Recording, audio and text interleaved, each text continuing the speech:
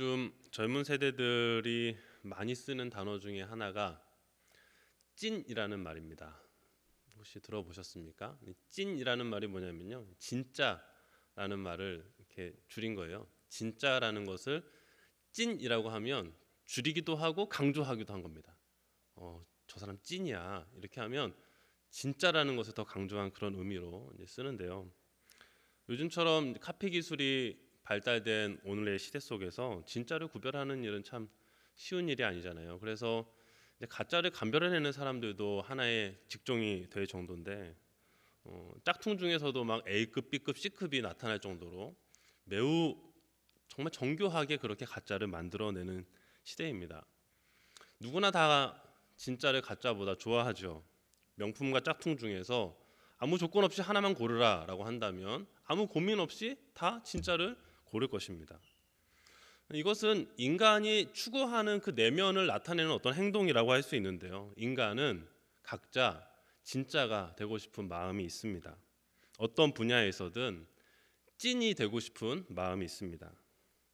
예를 들면 저 목사님은 찐이야, 이런 얘기를 듣고 싶고, 제 아들에게 우리 아빠는 찐이야, 이런 얘기를 듣고 싶은 그런 마음이 인간에게는 다 있다라는 것이죠.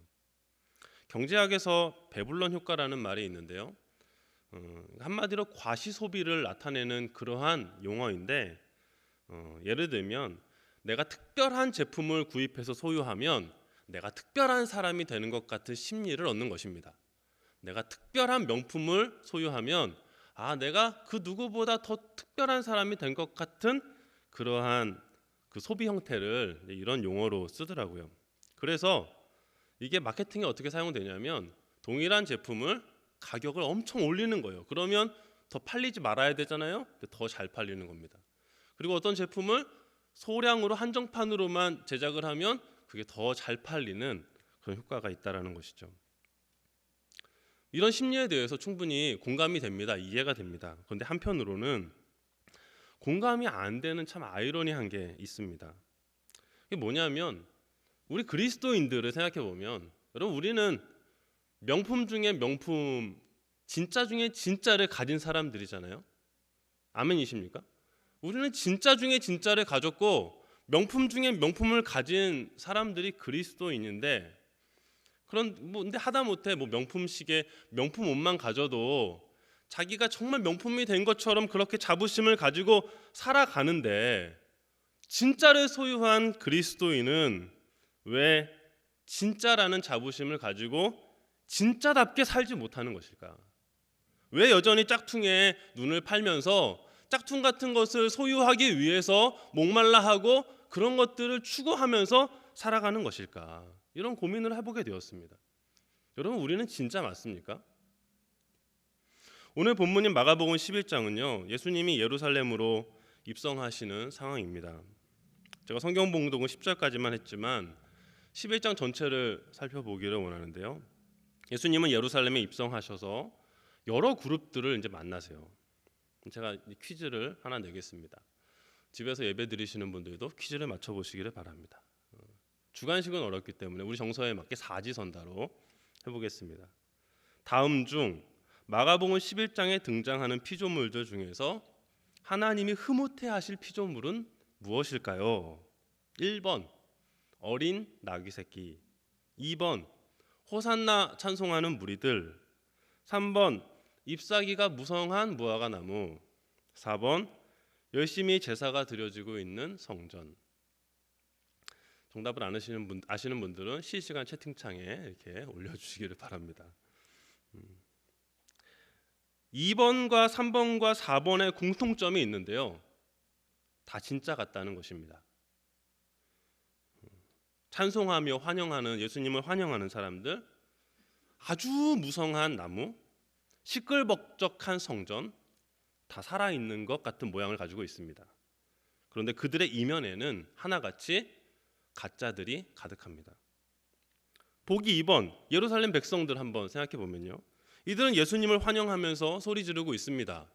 물론 그 모든 것들도 예수님 메시아를 준비하는 그 하나님의 모든 그 계획과 섭리 가운데 되어지는 것이긴 하지만, 그들이 왜 소리를 지르고 있는 것입니까? 그분이 내가 생각하는 메시아, 내가 생각하는 그 일을 이루어 줄 것이라고 여기고 있기 때문이죠. 하지만 그들은 얼마 지나지 않아서 며칠도 안 되어서 곧 예수님을 십자가에 못 박으라고 소리 지르는 무리가 됩니다. 왜요? 예수님이 내가 생각한 메시아가 아니었기 때문이었죠. 보기 4번 예루살렘 성전 제사 행위가 계속 되고 있습니다. 연기는 계속 올라갑니다. 사람들은 제물을 가지고 와서 나름의 예배를 드립니다. 하지만 하나님의 마음은 그곳에 이미 떠난 지 오래입니다. 제사는 하나님을 위한 것인데 이들이 드리는 제사는 하나님을 위한 것이 아니라 자기를 위한 행위들이었기 때문입니다. 제사장이나 레위인들이나 제사를 돕기 위해서 일하는 장사하는 사람들이나 돈을 바꾸는 사람들이나 하다못해 제사를 드리는 본인까지도 성전에서 하나님을 위해서 존재하고 되어져야 하는 성전에서 하나님을 위한 일이 아니라 자신을 위한 일을 하고 있었던 것이죠. 여러분, 하나님보다 다른 것을 높이는 것, 그것이 뭡니까? 그게 우상숭배잖아요. 하나님을 예배하고 경외해야 하는 성전에서 자기를 높이고 자기의 만족을 추구했습니다. 그래서 예수님은 이들을 향해서 하나님의 것을 빼앗는 강도다, 이렇게 강하게 질책하고 계시는 것이죠. 보기 3번, 그럼 잎사귀가 무성한 무화과 나무는 뭘까요? 여러분, 이 무화과 나무는요, 이 두 가지를 포괄적으로 함께 함의하고 있는 매개체가 되고 있는데, 수많은 길거리에 있었으니까 수많은 사람들이 이 무화과 나무를 얼마나 많이 봤겠습니까? 하루에도 몇 번 수많은 사람들이 무화과 나무를 봤을 거예요. 근데 많은 사람들이 이 무화과 나무를 보면서 이상하게 여기지 않았습니다. 왜요? 무성하니까, 풍성하니까. 무화과 나무가 정상이라고 생각했겠죠. 그런데 여러분, 유실수의 목적은 무엇이죠? 열매죠. 유실수를 심으면서 그냥 풍성한 잎사귀를 바라는 사람은 아무도 없을 겁니다. 유실수는 열매를 얻기 위해서 심는 것이고, 무화과 나무를 심는 목적은 바로 무화과를 얻는 것이죠. 그래서 이 무화과 나무는 본래의 목적에서 이탈했습니다. 본래에 심겨진 의도에서 벗어난 것이죠. 목적을 잃어버린 이 나무, 이게 참 중요한데요. 목적을 잃어버린 이 나무를 향한 예수님의 평가가 뭐냐? 열매 없는 너, 목적을 잃어버린 너 필요 없다, 이것입니다. 그래서 예수님이 저주하신 대로 곧 말라버리잖아요. 뭐 예수님의 말씀 자체가 능력이었으니까 그렇게 당연히 된 것이죠. 근데 중요한 것은 이 무화과 나무 사건이, 무화과 나무 저주 사건이 마가복음 11장 전체에 영향을 미치고 있다는 것이에요. 자기를 위해서 메시아를 찾는 예루살렘 백성들이나 자기를 위해서 종교 행위를 하고 있는 성전이나 이 두 가지를 향한 하나님의 평가도 무엇이냐면, 목적을 잃어버린 너, 열매가 없는 너 잘못되었어, 너 필요 없어, 이것을 이 마가복음 11장 구도 속에서 보여주고 있는 것입니다. 그런데 그렇다면 보기 1번, 이 어린 나귀, 예수님이 예루살렘에 입성하시면서 타고 오신 이 나귀 새끼는요, 이들과 좀 다릅니다. 장성한 나귀도 아니고 새끼니까 뭐 존재감도 별로 없어요. 성경에 보면 아무도 한 번도 타보지 않은 나귀다 그랬거든요. 그러니까 얼마나 어린 나귀겠어요. 그런 아주 어린 나귀. 근데 이 나귀 새끼는, 나귀 새끼 좀 억양이 좀 나귀를 욕하는 거 아닙니다. 어린 나귀는 자신의 필요를 위해서가 아니라 예수님의 필요에 의해서 움직여지고 있습니다. 그렇게 예수님을 태워서 예루살렘까지 온 이 어린 나귀는 그 예수님의 필요에 사용된 후에 그 다음에 사라집니다. 이 나귀가 어디로 갔는지 행적이 그 다음에 없어요. 아마 본래 주인에게로 돌아갔겠죠. 돌아가서 자기의 일을 했겠죠. 여러분, 성경이 말하는 선은요, 바로 이와 같은 의미를 갖고 있습니다. 뭐 착하고 나에게 잘해주고 내 편을 들어주는 게 선한 것이 아니라, 선이란 하나님의 의도와 목적에 맞게 쓰여지는 것, 하나님이 원래 계획하신 대로 존재하고 사용되는 것, 그것이 선이에요. 그리고 그것이 아름다움의 본질입니다. 그러니까 다 아름다워지고 싶어 하잖아요. 그러니까 뭘 이렇게 꾸미고 뭐 잘하는 게 그렇게 아름다움이 아니라 진정한 아름다움은 하나님이 원하시는 의도와 목적대로 존재하고 살아가는 것. 그게 진짜 아름다움인 거예요. 하나님이 세상을 창조하시고 보시기에 좋았다라고 말씀하셨잖아요. 왜 좋으셨을까요? 모든 피조물이 하나님이 계획하고 의도한 대로 되었기 때문입니다. 하나님이 생각한 대로 그렇게 되었기 때문에 좋았다, 아름답다라고 말씀하신 거예요. 그게 뭐죠? 그게 선입니다. 그러면 죄는 그 반대죠. 죄라는 단어가 히브리어 단어가 하마르티아라는 단어인데 표적에서 벗어났다 이런 뜻을 가지고 있거든요. 도덕적으로 뭘 잘못하고 뭐 사회적으로 무리를 일으킨 그런 것만이 죄가 아니라 죄의 가장 핵심은 뭐냐면 하나님의 의도와 마음에서 벗어난 것, 하나님이 원하시는 것에서 비껴간 것, 이탈한 것, 그게 바로 죄의 핵심인 것이죠. 하나님은 아름다운 세상을 창조하신 후에 인간에게 그 세상을 맡기십니다. 하나님의 형상대로 지음받은 인간이 하나님의 뜻대로 이 세상을 잘 다스리고 이끌어 가기를 바라셨던 것이죠. 정말 하나님의 의도대로 그랬다면 이 세상은 아름다운 세상이 되었을 겁니다. 인간이 피조물된 자신의 위치를 알고 창조주 되시는 하나님을 예배하고 하나님을 높이면서 모든 만물과 더불어 살았다면 세상은 지금과 매우 달랐을 겁니다. 그렇다면 뭐 세상 전체까지 얘기하는 건 너무 거창하더라도 그럼 우리는 어떻습니까? 적어도 우리는 예수님 안에서 새로운 피조물이 된 사람들이잖아요. 우리는 새롭게 재창조되었잖아요. 예수 그리스도를 믿는 우리는. 그러면 우리는 나에게 허락하신 그 인생을 하나님께서 허락하신 그 인생을 하나님의 의도와 목적대로 사용하고 있습니까? 하나씩 한번 살펴볼까요? 나에게 부여하신 시간을 하나님이 원하시고 뜻하시는 대로 지혜롭게 사용하고 있습니까? 하나님이 위임하신 우리의 자녀들을 하나님이 그 아이를 향한 목적과 계획을 고민하고 생각하면서 두렵고 떨리는 마음으로 우리의 자녀들을 양육하고 있습니까? 하나님이 우리에게 맡기신 사업장과 직장과 일들을 하나님이 나를 통해 이루고자 하신 그 하나님의 계획대로 그렇게 해나가고 있느냐는 것이죠. 혹시 그렇지 않다면 우리도 자기를 위해서 호산나 소리를 지르고 있는 백성들이나 자기의 이익을 위해서 성전에서 뭔가 많은 것을 하고 장사하고 있는 사람들처럼 하나님의 목적과 의도에서 이탈해서 나를 위해 달려가고 있지는 않은지 우리는 살펴볼 수 있어야 합니다. 여러분, 우리는 지금 영적으로 공고하고 메마른 환경 속에서 살고 있습니다. 마음껏 예배할 수 없고 서로 붙들어주고 격려하는 공동체의 유익이 많이 단절된 그러한 시간들을 보내고 있습니다. 대표기도 하시는 분들의 공통적인 고백이 뭐냐면 예전에 우리가 그렇게 하나님 예배하고 하나님 줬던 일상들을 하나님의 복으로 은혜로 알지 못했다라는 그런 고백들을 중심으로 이렇게 하시는 것을 듣습니다. 그러니까 언제나 계속될 것만 같았던 예배였잖아요. 당연히 다음 주에도 모여서 예배 드릴 거라고 누가 의심했습니까? 그런데 그런 것들이 얼마나 하나님이 우리에게 베푸셨던 큰 은혜였는지 지금 이런 시간들을 통해서 알고 있는 것이죠. 근데 그게 인간인 것 같아요. 인간이 무지해서요. 상실을 경험하기 전에는 주어진 것에 대한 소중함을 미처 깨닫지 못하는 그런 존재들입니다.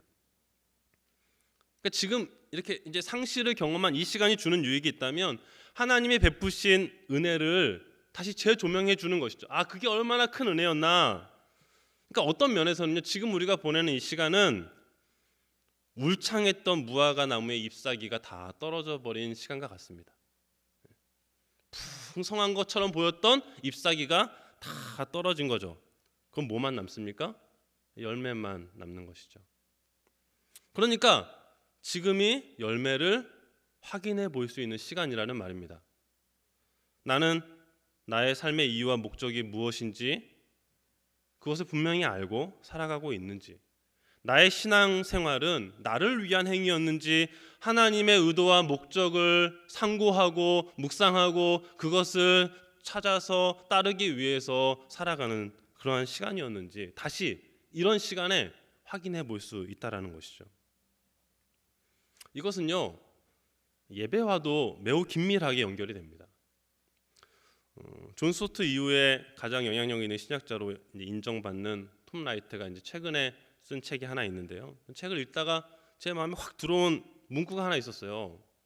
그게 뭐냐면 인간의 가장 큰 실패는 예배의 실패다, 이런 말이었어요. 여러분, 웨스터민스터 소유리 문답 1번에서 이렇게 말하잖아요. 인간의 죄의되는 목적이 무엇이냐? 그러면 우리 이렇게 답합니다. 하나님을 영화롭게 하고 영원토록 그를 즐거워하는 것이다. 하나님이 인간을 창조하신 목적, 그것이 뭐냐? 하나님을 예배하고 그 하나님을 예배하는 가운데 진정한 기쁨과 행복을 인간이 누리며 사는 것, 그것이 하나님이 인간을 창조하신 목적이라는 말이잖아요. 신앙생활 뭐 한 몇 년 하신 분들은 이거 다 압니다. 소유리 문답 1번 다 압니다. 그런데 머리로 아는 게 중요한 게 아니라 그 지식이 나의 신앙생활과 나의 삶을 이끌어가고 있는가, 그게 진짜 아는 거잖아요. 예수님 당시에 성전에서 제사를 섬기던 제사장들이나 제사를 드리던 많은 사람들은 왜 그 행위를 계속했냐면 예배가 중요하다는 것을 알았다는 거예요. 머리로 예배는 해야 돼, 제사는 멈추면 안 돼. 그런데 그들의 문제는 예배에 실패했다는 것이었습니다. 그것을 진짜 인생의 목적으로 인식하지 못했던 것이죠.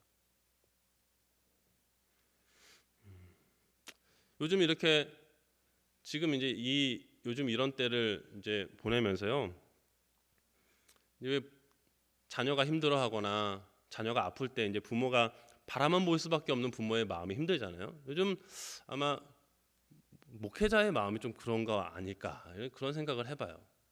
그러니까 성도들을 뭔가 이렇게 돕고 찾아서 뭔가 만나서 뭐 이렇게 뭐 돕고 뭐 격려하고 이렇게 할 수 없으니까 그게 참 어려운 거죠. 신방이 그립고 성도들이 보고 싶고 모임이 그립고 그렇습니다. 그러다가 성도들이 힘들어하는 이야기를 듣게라도 되면 더 마음이 어려워집니다. 뭐 전화도 해보고 뭐 SNS 소통도 해보고 뭐 요즘 화상 뭐 그런 모임도 해보고 뭐 해보지만 늘 2% 이제 부족함이 늘 남는 거죠. 이런 상황 속에서 개인적으로 이 고민을 하게 되는 겁니다. 어떻게 이런 상황에서 사명을 잘 감당할 수 있을까? 이런 상황 속에서 어떻게 주님의 일을 잘 할 수 있을까? 고민만 하는 거죠. 고민만 하던 중에 오늘 말씀을 묵상하게 되었는데요. 저에게 개인적으로 깨닫게 하신 말씀이 있었습니다. 그것은 오늘도 내가 할 수 있는 분명한 하나님의 일이 있다라는 거였어요. 분명히 할 수 있는 하나님의 일, 그것이 뭐냐? 하나님을 예배하는 것이다 라는 것이었습니다.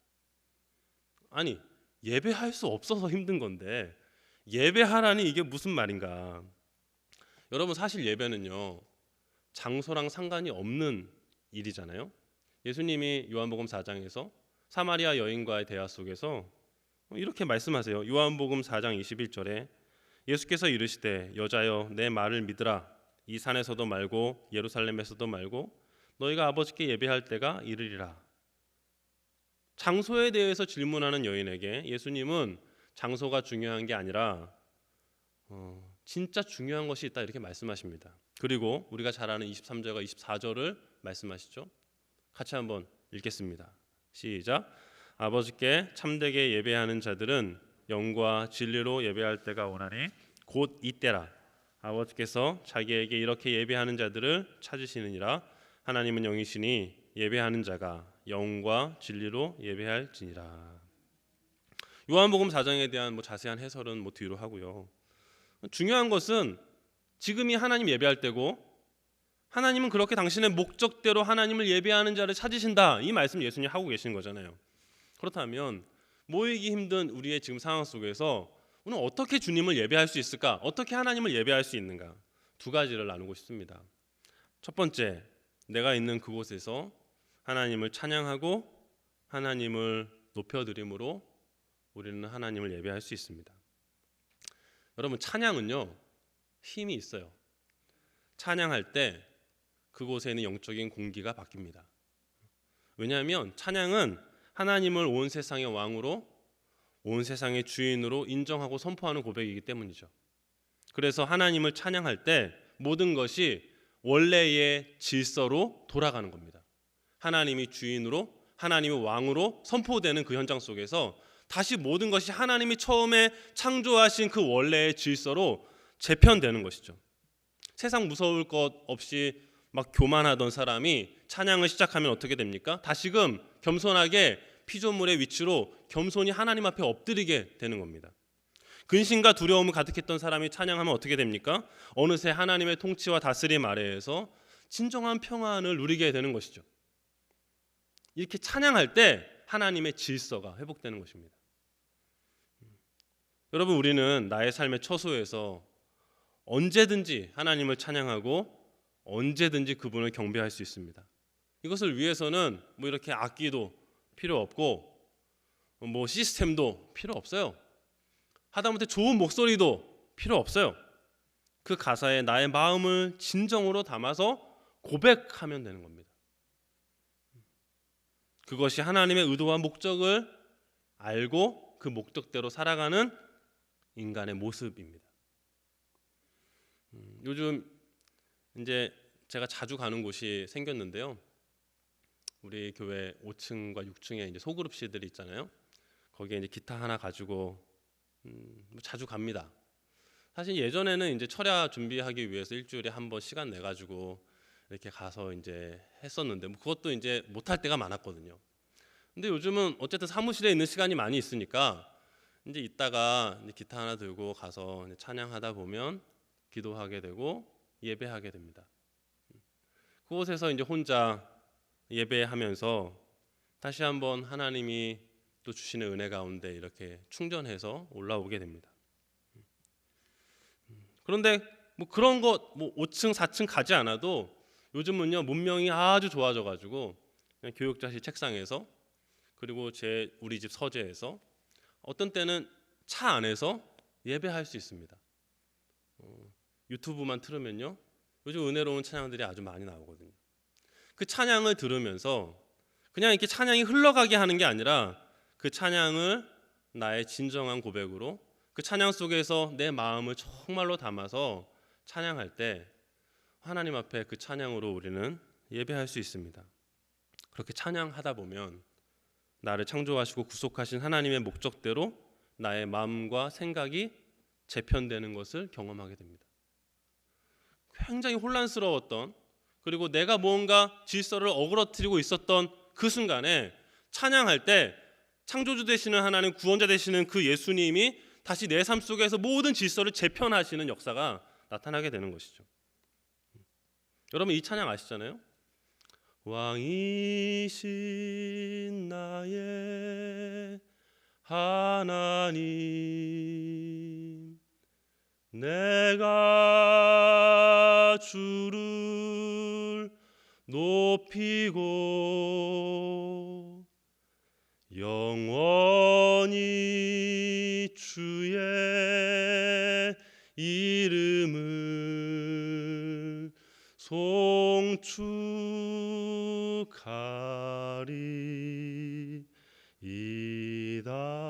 송축하리이다. 하나님을 왕으로 높일 때 지금 다시 그분이 왕이시고 나는 그분의 백성이고 내 삶 속에 질서가 다시 처음의 목적과 의도대로 재편되는 것입니다. 또 이런 찬양을 제가 알게 되었는데요. 가사를 한번 읽어드릴게요. 노래할 수 없는 곳이라 해도 라는 찬양인데요. 노래할 수 없는 곳이라 해도 나 노래하리. 기도할 수 없는 곳이라 해도 나 기도하리. 주님 사랑의 손길이 나를 만들어 내 모습 이대로 사용하여 주시네. 흐트러진 마음을 만지시어 이끄시는 곳 어디라도 나는 노래하리. 사랑하는 여러분, 우리가 지금 있는 이 자리에서 지금 있는 바로 그 자리에서 찬양의 제사를 하나님께 드립시다. 목소리로 노래를 부를 수 없는 환경이라면 귀로 들으면서 찬양할 수 있습니다. 공동체 예배가 제한된 이런 초유의 상황 속에서 우리는 예배를 포기하면 안 됩니다. 아니, 오히려 더 찬양해야 합니다. 더 하나님을 높여야 합니다. 더 우리의 본분을 다해야 합니다. 왜 더 해야 된다라고 말하냐면, 여러분, 교회는요, 우리의 신앙의 울타리고 어머니와 같은 곳이잖아요. 그러니까 내가 이 교회 안에 있었다는 자체만으로도 우리는 이 교회의 공급을 받고 교회 안에서 하나님의 돌봄을 받고 있는 거예요. 성도가 교제하는 것, 성도가 함께하는 것, 이게 하나님이 기뻐 받으시는 예배거든요. 왜냐하면 하나님은 우리를 함께하는 존재로 창조하셨기 때문에, 특히 예수님 안에서 예수님이 우리를 각 몸의 지체로 함께 부르셨기 때문에 그것이 하나님의 목적대로 있는 것입니다. 하나님의 목적대로 우리가 있다 보니까 하나님의 공급하심, 하나님의 부어주심이 이 공동체 안에 있는 것이죠. 그런데 그것이 단절된 지금 이 시간, 그렇다면 우리는 그 목까지, 함께 공동체 예배 가운데 나아갔던 그 은혜의 목까지 개인의 예배로 채워가야 하는 것이죠. 골방에서 더 하나님 이름을 부르고 찬양하고 높이고 더 간절히 주님 앞에 엎드리는 이 찬양의 제사가 우리의 개인의 자리에서 더 많이 드려져야 한다라는 말입니다. 지금도 신앙의 자유가 없는 곳에서 사는 사람들은 이렇게 우리가 지금 답답하게 예배하는 이런 예배를 매일매일 드리고 있습니다. 적어도 우리는 이 코로나가 다음 달, 그 다음 달에는 끝날이라는 믿음이 있잖아요. 그러면 다시 모일 수 있으리라는 기대가 있잖아요. 근데 그들은 그냥 집에서 조용히 혼자 찬양하고 예배하는 그것을 언제까지 해야 될지 모르는 그러한 예배를 드리는 이들이 이 땅 가운데 북한에 있는 치아교회 형제들뿐만 아니라 아직도 많이 있다는 것이죠. 이름도 없이 빛도 없이 하나님을 자기의 자리에서 하지만 최선을 다해서 예배를 포기하지 않고 찬양하고 예배하면서 몸부림치며 사는 성도들, 하나님이 그들을 보면서 뭐라 그러실까요? 아, 너네 찐이야, 넌 진짜야, 이렇게 말씀하지 않으실까요? 지금 우리가 보내는 이 시간들이 공동체 예배에 기대어서 신앙생활 해왔던 우리의 모습을 다시 한번 이렇게 돌아보았으면 좋겠습니다. 주님 안에서 함께함으로 채워졌던 그 목까지 이제는 우리 각자가 하나님을 더 찬양하고 높이기를 원합니다. 아침에 찬양하고 점심에 찬양하고 저녁에 찬양하고 그분 앞에 엎드리고 또 엎드리고, 그래야 할 때 공고한 우리의 심령이 찬양을 통해서 날마다 새롭게 되어서 메마른 이 시기를 잘 감당해 내리라 믿습니다. 두 번째로 우리는 어떻게 예배할 수 있냐면요, 우리는 주님의 말씀에 적극적으로 따름으로 예배할 수 있습니다. 순종이 제사보다 낫다는 사무엘상 말씀을 굳이 언급하지 않더라도 예배는 권위의 문제고 예배는 누가 주인이냐 이것을 이제 분간하는 문제이기 때문에 주님의 말씀에 내가 굴복하고 주님의 말씀에 나의 생각과 마음을 맞춰서 행동하는 그것이 곧 하나님이 기뻐 받으시는 예배이고 제사가 되는 것이죠. 오늘 본문에는 예수님의 구속 사역에 쓰임 받고 있는 사람들 몇몇이 있어요. 예수님이 나귀 새끼를 데리고 오라고 보내신 두 명의 제자들, 그리고 그 나귀의 주인을 한번 주목해 보십시오. 두 명의 제자들은요, 예수님이 하라고 하신 대로 했습니다. 맞은편 마을로 가라 하니까 맞은편 마을로 갔고, 나귀의 주인을 만나면 주가 쓰시겠다라고 말하고 하니까 주가 쓰시겠다고 말했습니다. 그게 뭐 별겁니까라고 생각할 수 있지만 적어도 이 제자들은 이 주님이 부탁하신 일에 대해서 자신의 생각이나 방법을 개입하지 않고 온전히 예수님이 하라고 하신 대로 했습니다. 그래서 어떻게 됐습니까? 예수님이 이루시는 일을 함께 이루어가고 있어요. 그 일이 뭐죠? 구속사역입니다. 지금 예수님 예루살렘에 입성하시면서 이 온 인류를 구원한 그 구속사역을 이제 본격적으로 시작하시는 그 시점이잖아요. 그때에 평범해 보이는 이 두 명의 제자들의 순종을 통해서 하나님의 뜻을 이루는 귀한 도구가 된 것이죠. 여러분, 하나님이 기뻐하셨을까요? 하나님 기뻐 받으셨을까요? 물론입니다. 그것이 하나님이 기뻐 받으시는 예배가 되는 것이죠. 마찬가지로 예수님의 말씀에 순종한 이 나귀 새끼의 주인, 이 나귀 새끼의 주인도 하나님이 기쁘게 받으십니다. 6절 한번 보시면 제자들이 예수께서 이르신 대로 말한데 이에 허락하는지라. 이 사람이 누군지 출신이 뭔지 성경은 전혀 그런 언급이 없어요. 이 나귀 주인은 주가 쓰시겠다라는 그 한마디 듣고 예스 했습니다. 여러분, 이게 무슨 의미냐면요, 내가 낙의 주인이에요. 내가 낙의 주인이지만 예수님의 요청에 필요에 순종하는 그 행위를 통해서 예수님이 진짜 주인이라는 것을 고백하고 있는 거예요. 내가 주인이지만 예수님이 필요하시면 나의 필요보다 예수님이 필요하신 대로 더 사용하겠다라고 하는 그 순종을 통해서 예수님이 실질적인 주인이라고 고백하고 예수님의 권위를 높이고 있는 것입니다. 이것이 순종을 하나님이 예배로 받으시는 중요한 원리입니다. 로마서 12장 1절은 이렇게 말합니다. 그러므로 형제들아, 내가 하나님의 모든 자비하심으로 너희를 권하노니 너희 몸을 하나님이 기뻐하시는 거룩한 산 제물로 드리라. 이는 너희가 드릴 영적 예배니라. 우리의 몸이 하나님이 받으실 만한 제물이 되게 하라는 그 말은 뭐냐면, 우리의 행동, 우리의 삶의 작은 모습 하나하나가 하나님의 의도와 목적에 맞게 살아가도록 하라, 그 말이에요. 나귀 새끼를 향한 하나님의 목적이 무엇이었습니까? 예수님을 태우고 예루살렘까지 들어오는 것, 그것이 하나님이 이 나귀 새끼를 향한 목적이었어요. 구약의 예언을 성취하는, 스가랴 말씀을 성취하는 것이었습니다. 하나님의 목적대로 사용된 이 나귀 새끼는 하나님이 기뻐하시는 산 제물로 드려진 것이에요. 참 재밌죠?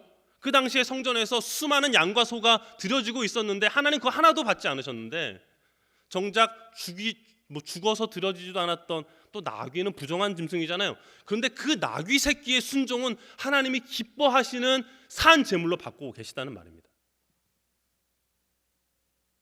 로마서 12장 2절은 이렇게 이어집니다. 너희는 이 세대를 본받지 말고 오직 마음을 새롭게 함으로 변화를 받아 하나님의 선하시고 기뻐하시고 온전하신 뜻이 무엇인지 분별하도록 하라.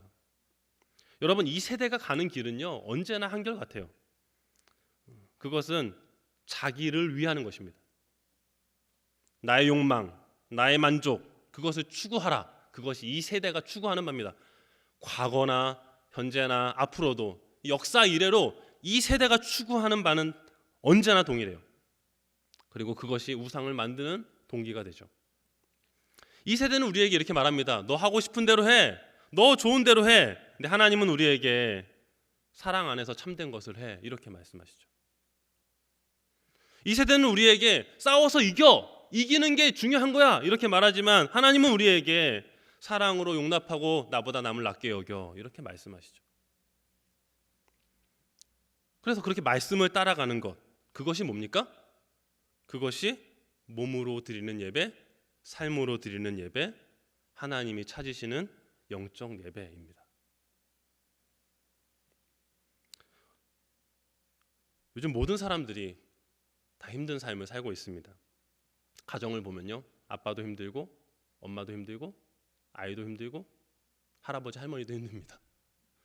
누구나 좀 덜 힘든 사람이 있어야 다른 사람을 케어해주고 이렇게 돌봐주는데, 다 너도 힘들고 나도 힘들고 다 힘들다 보니까 사람은 힘들어지면 어떻게 되죠?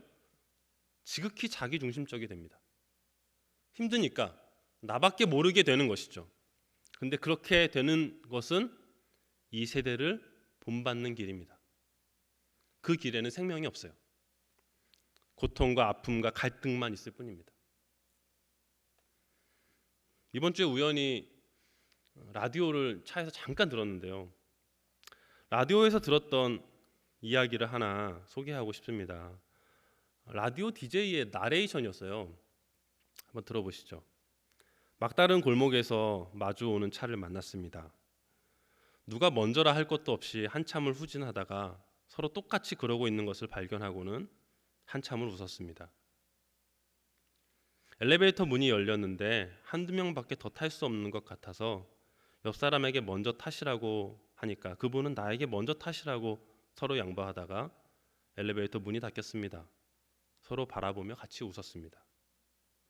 동네에서 한 할머니와 젊은 새댁이 실갱이를 벌이고 있습니다.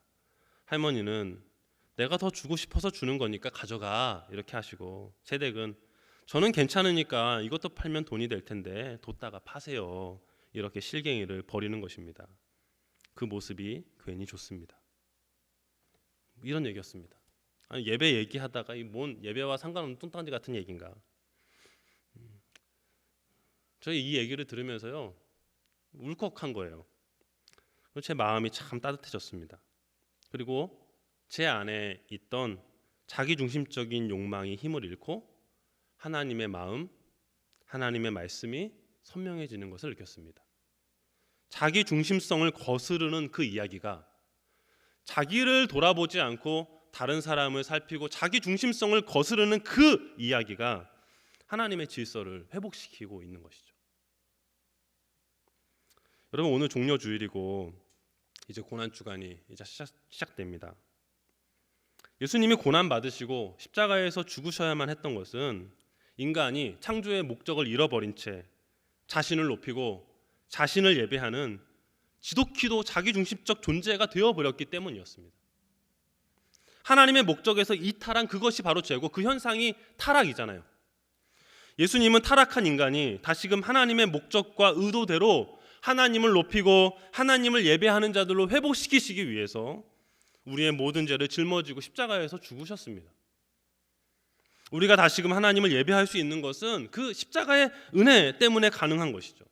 고난주간에 나를 통해서 예배받기 원하시는 그 하나님의 마음, 그것을 이루기 위해서 죽으셔야 했던 예수님의 십자가, 이것을 깊이 생각하면서 하나님의 목적대로 하나님의 의도대로 다시금 살아가기를 다짐하는 저와 여러분 되었으면 좋겠습니다.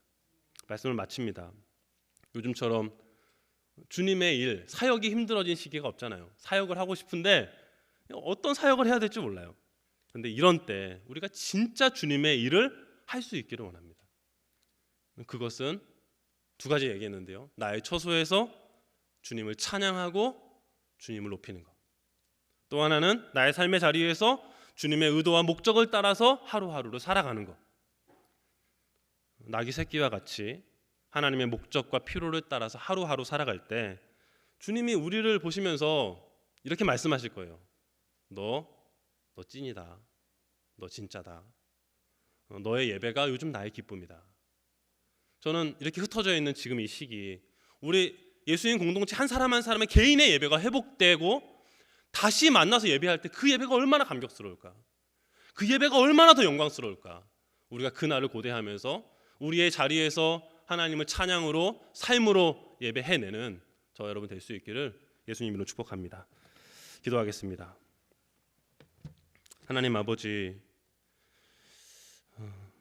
예배할 수 없는 우리를 예배하는 자들로 다시 그 하나님의 의도와 목적을 따라 사는 자들로 부르시려고 당신의 아들을 십자가에 내어주시고 그 은혜를 우리에게 알게 해주셨건만, 하나님, 우리가 하나님을 예배하고 하나님을 높이는 그 목적을 또 잃어버리고 살고 있지는 않습니까? 주님, 우리가 지금 이러한 각자의 처소에서 예배할 수밖에 없는 이러한 때에 우리 개인의 예배가 회복되게 하여 주시고 삶의 예배가 회복되게 하여 주시고 작은 나귀 새끼처럼 하나님의 의도와 목적을 따라서 매 순간을 살아드리는 하나님이 기뻐 흠양하시는 산 제물 될 수 있도록 인도하여 주옵소서. 예수님의 이름으로 기도드립니다. 아멘.